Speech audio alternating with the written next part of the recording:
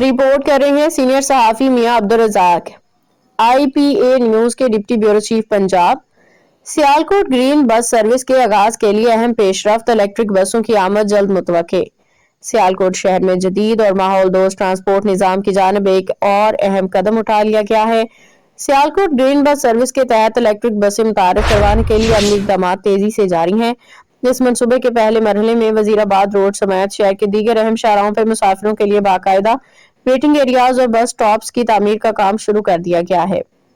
ذرائع کے مطابق گرین بس سروس کے لیے مختص جدید الیکٹرک سے جلد سیالکوٹ میں پہنچ جائیں گی، جس کے بعد شہر میں باقاعدہ بس سروس کا آغاز کر دیا جائے گا۔ بسوں کی جدید سہولیات سے آراستہ کیا گیا ہے، جن میں آرام دہ نشستیں، ایئر کنڈیشننگ اور محفوظ سفری نظام شامل ہے۔